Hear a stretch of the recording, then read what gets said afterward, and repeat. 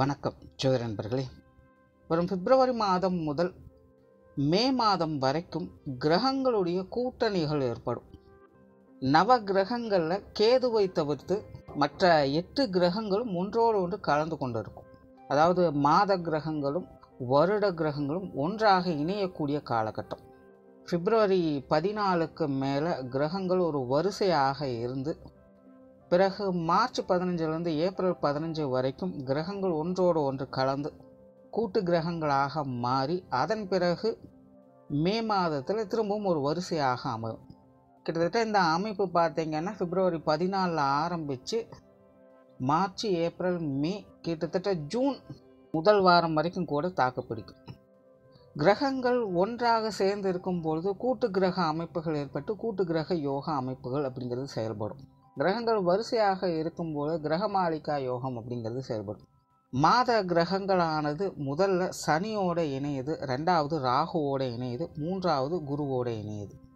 பொதுவாகவே இந்த கூட்டு கிரக அமைப்புகளும் சரி இல்லை கிரகமாளிகா யோகா அமைப்புகளும் சரி செய்யக்கூடியது ஒரே விஷயம்தான். பாசிட்டிவ் அண்ட் நெகட்டிவ் ரெண்டையுமே சேர்த்து தான் கொடுக்கும். பட் எந்தெந்த விஷயங்கள் அப்படிங்கிறது ஒவ்வொரு ராசி லக்னங்களுக்கு தகுந்த மாதிரி மாற்றங்கள் ஏற்படும். பட் ஒவ்வொரு ராசி லக்னங்களுக்குமே ஸ்பெசிஃபிக்காக சில விஷயங்களில் மட்டும் ஏற்ற இறக்கங்கள், லாப நஷ்டங்கள், நல்லது கெட்டது அப்படின்னு இந்த இரட்டைத்தன்மை கொண்ட அனைத்து விஷயங்களும் கலவையாக அது காட்டிக்கொண்டே இருக்கும். அதுவும் இந்த முறை அமைஞ்சிருக்கக்கூடிய இந்த கிரக அமைப்புகளானது ஆரம்பத்தில் கொஞ்சம் சுணக்க நிலையை ஏற்படுத்தும். கொஞ்சம் ஒரு கன்ஃபியூஷனான ஸ்டேட்டஸ் இருக்கும். செய்யலாமா வேண்டாமா அப்படிங்கிற யோசனைகளையே பல காரியங்கள் கழிஞ்சு போகும். பெரும்பாலும் எல்லா விஷயங்களுமே பார்த்திங்கன்னா ஒரு ஸ்லோ பிக்கப்பாகத்தான் இருக்கும். பட் அதுவே மத்திய பகுதியில் பார்த்திங்கன்னா அதற்கு அப்படியே ஆப்போசிட்டாக எல்லா விஷயங்களும் நடக்கும். எல்லாமே பார்த்திங்கன்னா ஹரிபரியாக நடக்கும். முன்ன பின்ன யோசிக்கிற கூட டைம் இருக்காது. டக்கு டக்குன்னு காரியங்கள் நடந்துக்கிட்டே இருக்கும். ஈவன் அது பாசிட்டிவாக இருந்தாலும் சரி நெகட்டிவாக இருந்தாலும் சரி நின்று நிதானித்து யோசிக்கிறதுக்கெல்லாம் நமக்கு டைமே கிடைக்காது.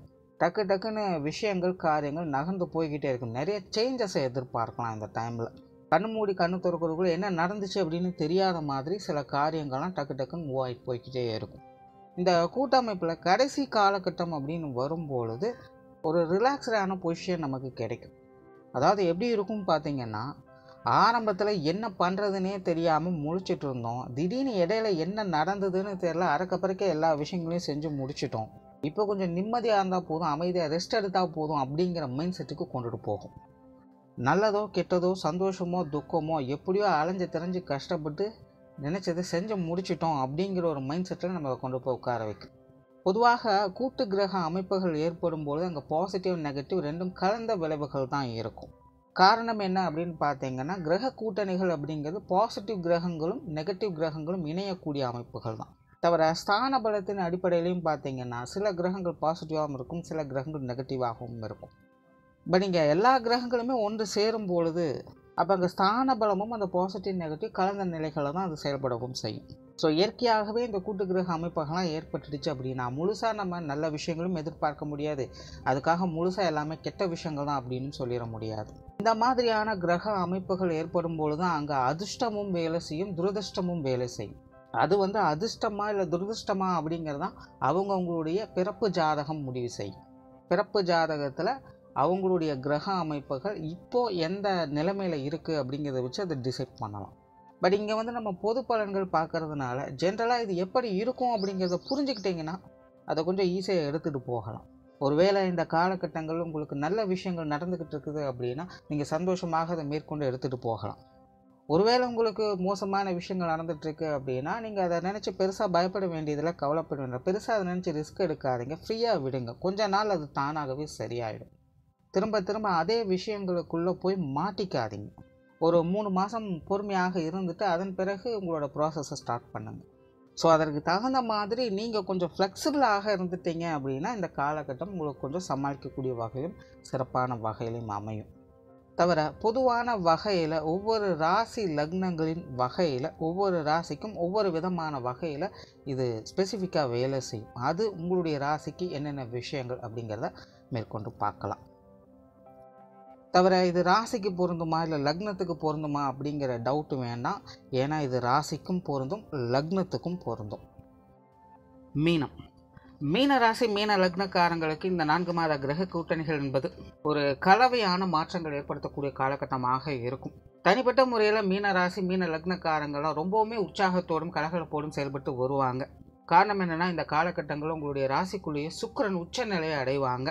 உடன் ராகுவோடைய சேர்க்கையும் இருக்கும். இதனால் மீன ராசி மீன லக்னக்காரங்கள் அதிகமான உணர்ச்சி வசப்படக்கூடிய தன்மைகளுக்கு ஆளாவாங்க.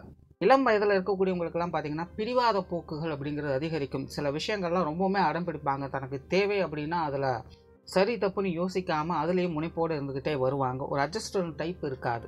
பட் எடுத்த காரியத்தை ஸ்திரமாக முடிக்கக்கூடிய திறன் அவங்களுக்கு உண்டு. அதனால் முடிஞ்ச அளவுக்கு நல்ல காரியங்களுக்காக இந்த காலகட்டங்களை பயன்படுத்துங்க. உங்களுக்கான நல்ல விஷயங்கள் கண்டிப்பாக வந்து சேரும். உங்களுடைய புதிய முயற்சிகள் காரியங்கள் சாதகமாகும். கலைத்துறையில் இருக்கக்கூடியவங்களுக்கு மீடியா சம்பந்தப்பட்ட விஷயங்களில் பல நாட்களாக பல வருடங்களாக கடினமாக முயற்சி சென்றிருக்கிறவங்களுக்கெல்லாம் இந்த காலகட்டங்களில் ஒரு எதிர்பாராத திருப்பு முனைகளாக சில விஷயங்களை பார்க்க முடியும். பொதுவாகவே மீனராசி மீன லக்னக்காரங்கள்லாம் பார்த்திங்கன்னா ஒரு வசீகரத்தன்மையை பெற்ற நபர்களாக மாறுவாங்க. எல்லாருமே உங்களை கவனிச்சுக்கிட்டே இருப்பாங்க. எல்லாருடைய பார்வையும் உங்கள் பட்டத்துக்கு தான் திரும்பும். பட் இங்கே பிரச்சனை என்னென்னா, உங்களுக்கு மற்றவங்களை கண்டால் கொஞ்சம் எரிச்சலாக இருக்கும். தேவையே இல்லாமல் எனக்கு தொந்தரவு கொடுத்துக்கிட்டே இருக்காங்க இவங்க அப்படிங்கிற மாதிரி ஃபீல் பண்ணுவீங்க. ஸோ மற்றவங்களால் தேவையில்லாத கொஞ்சம் நச்சரிப்பான விஷயங்கள் அப்படிங்கிற இந்த காலகட்டங்களில் கொஞ்சம் இருக்கத்தான் செய்யும். இந்த விஷயங்களை கொஞ்சம் அட்ஜஸ்ட் பண்ணி போக தான் வேணும். பட் இருந்தாலுமே உங்களை சுற்றி இருக்கவங்களுடைய கம்பேர் பண்ணும்போது உங்களுடைய நிலை இந்த காலகட்டங்களில் சற்று ஓங்கியே இருக்கும். அதனால் பெரிய அளவில் தொந்தரவுகள் அப்படிங்கிறது எதுவும் இருக்காது. அப்படியே இருந்தாலும் அது அடங்கி போக தன்மைக்குள்ளதாக இருக்கும். நீங்கள் சொன்னால் கேட்டுப்பாங்க. குடும்ப விஷயங்கள் மற்றும் குடும்ப காரியங்கள்லாம் ரொம்பவுமே சாதகமாக இருக்கும். குடும்பத்துக்குள்ள சாதகமான காரிய மாற்றங்களை எதிர்பார்க்கலாம். சுப விசேஷங்கள் சுப காரியங்கள் போன்ற விஷயங்களை பங்களித்து வரலாம். அதே போல் இந்த காலகட்டங்கள் உங்களுக்கு விரயங்கள் செலவுகள் அப்படிங்கிறதும் சற்று கூடுதலாகவே இருக்கும். ஏற்கனவே மீன ராசிக்கு 7 சனி அப்படிங்கிறது ஆரம்பிச்சிருக்கு. இந்த கிரக கூட்டணிகள் அப்படிங்கிறது உங்களுக்கு பல நிலைகளையும் தேவையில்லாத விரயங்கள் செலவுகள் அப்படிங்கிறது கொண்டு வரவே செய்யும். அதனால் முடிஞ்ச அளவுக்கு இந்த காசு பண்ண விஷயங்கள்லாம் கொஞ்சம் கச்சிதமாக கையாளுங்க. கணக்கு வழக்குகளை சரிபார்த்து கொள்ளுங்க. பிரயாணம் சார்ந்த விஷயங்கள் ஈடுபாடுகள் அது இருக்கும். நிறைய பேருக்கு தொலைதூர பிரயாணங்கள் அப்படிங்கிறது ஏற்படலாம். கண்டிப்பாக வெளி இடங்களுக்கெல்லாம் போயே ஆகணும் அப்படிங்கிற மாதிரி சுச்சுவேஷன்ஸ்லாம் சிலருக்கு ஏற்படலாம். அதே போல் இடமாற்றங்கள் அப்படிங்கிறதும் நிறைய பேருக்கு இந்த காலகட்டங்கள் ஏற்படும். வேலை நிமித்தமாக குடியிருப்பு நிமித்தமாக இடமாற்றங்கள் ஏற்படுறதுக்கு வாய்ப்புகள் இருக்குது. உற்றார் உறவினர்கள் நண்பர்கள் சம்மந்தப்பட்ட விஷயங்கள்லாம் கொஞ்சம் கவனத்தோடு செயல்படுறது நல்லது. அதாவது முகத்துக்கு முன்னாடி ஒன்று பேசுவாங்க, முகத்துக்கு பின்னாடி போயின்னு ஒன்று பேசுவாங்க. ஸோ இந்த மாதிரியான விஷயங்களை கொஞ்சம் அனுசரித்து போய்க்கிறது நல்லது. உங்களுடைய யூகத்திறன் அப்படிங்கிறது சிறப்பாகவே வேலை செய்யும். எல்லா விஷயங்களுமே தொலைநோக்கு சிந்தனையோடு செயல்பட்டு வருவீங்க. உங்களுடைய எதிர்காலம் குறித்து பல திட்டங்களை செயல்படுத்தி வருவீங்க. மெயினாக மீன ராசி மீன லக்னக்காரங்களுக்கெல்லாம் பார்த்தீங்கன்னா எதிர்காலம் குறித்து தான் அதிக சிந்தனைகள் அப்படிங்கிறது அதிகமாகிக்கிட்டே இருக்கும். அடுத்தது என்ன அப்படிங்கன்னே அதிகமாக யோசிச்சுக்கிட்டு இருப்பாங்க. அந்த மாதிரியான தேடல்களுக்கெல்லாம் தீர்வுகள் கிடைக்கக்கூடிய ஒரு காலகட்டமாக இருக்கும். ஸோ இதைத்தான் நம்ம இனி செய்ய போகிறோம் அப்படிங்கிறதுக்கு சில அடிக்கல் நாட்டுறது போல் சில விஷயங்களை செய்து வருவீங்க. உடல்நலம் சார்ந்த விஷயங்களும் கொஞ்சம் கவனம் எடுத்துக்கங்க. நிறைய பேருக்கு மருத்துவ விரயங்கள் அப்படிங்கிறது தவிர்க்க முடியாததாகவே இருக்கும். அதே போல் ஏற்கனவே ட்ரீட்மெண்ட்டில் இருக்கிறவங்களும் கொஞ்சம் கவனத்தோடு இருங்க. ஏன்னா இந்த கிரக கூட்டணிகள் அப்படிங்கிறது பெரும்பாலும் உங்களுடைய ராசியை சுற்றி தான் நகர்வுகள் இருந்துகிட்டு இருக்கும். அதில் குறிப்பாக ஆரம்ப காலகட்டம் அப்படிங்கிறது உங்களுடைய விரயஸ்தானத்தில் அதிகமாக சஞ்சாரம் இருக்குது. அதனால் இந்த பிப்ரவரி மார்ச் மாதங்கள்லாம் பார்த்தீங்கன்னா உடல்நலம் சார்ந்த விஷயங்களும் கொஞ்சம் கூடுதல் கவனம் எடுத்துக்கங்க. ஏப்ரல் மே மாதங்கள்லாம் பார்த்தீங்கன்னா ஒரு சாதகமான தன்மைகள் இருக்கும். உங்களுக்குள்ளே ஒரு ஆளுமை திறன் உருவாவதை பார்க்க முடியும். ஏன்னா அந்த நேரத்தில் சில விஷயங்கள் கொஞ்சம் டென்ஷனும் அதிகரிக்கும். அந்த விஷயங்கள் மட்டும் கொஞ்சம் கண்ட்ரோல் எடுத்துக்கங்க. அதே போல் ஏப்ரலுக்கு மேலே பொருள் வரவுகள் அப்படிங்கிறது உங்களுக்கு சாதகமாக இருக்கும். முதல் பகுதியில் பார்த்தீங்கன்னா உங்களுக்கு தேவையில்லாத விரயங்கள் செலவுகளை அதிகமாக ஏற்படுத்திட்டு இருக்கும். அதே போல் பிற்பகுதிகளில் பார்த்தீங்கன்னா அந்த விரயங்கள் சரி பண்ணிக்கிட்டும் இருக்கும். இழந்த பொருளாதாரத்தை மீட்டெடுக்கக்கூடிய தன்மைகள் இருக்கும். நிறைய பேருக்கு இந்த காலகட்டங்களில் பழைய பாக்கிகள் அப்படிங்கிறது வசூலாகும். உங்களுடைய சேமிப்புகள் உயர்வதற்கான வழிகளை இந்த காலகட்டங்களில் கண்டுபிடிப்பீங்க. ஏதாவது ஒரு வகையில் கண்டிப்பாக பொருள் வரவுகள் அப்படிங்கிறது சப்போர்ட்ஃபுல்லாக வேலை செய்யும். தொழில் வேலை உத்தியோக ரீதியாக ஒரு சாதகமான தன்மைகளை எதிர்பார்க்கலாம். வெளியூர் மற்றும் வெளிநாடு சம்பந்தப்பட்ட விஷயங்கள் ஈடுபாடுகள் அதிகரிக்கும். அது சார்ந்த விஷயங்களை கொஞ்சம் நிதானத்தோடும் கவனத்தோடும் செயல்பட்டு வர்றது நல்லது. ஸோ ஓவராலாக இந்த 4 மாத கிரக கூட்டணிகள் அப்படிங்கிறது மீன ராசி மீன லக்னக்காரங்களுக்கு விஷயங்கள் காரியங்கள் வகையில் கண்டிப்பாக அலைச்சல்கள் சிரமங்கள் இருக்கத்தான் செய்யும். பட் இருந்தாலுமே தனிப்பட்ட முறையில் ரொம்பவுமே உற்சாகத்தோடும் கலகலப்போடும் தான் காணப்படுவீங்க.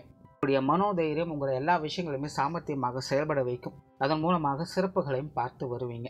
நன்றி, வணக்கம், வாழ்க வளமுடன்.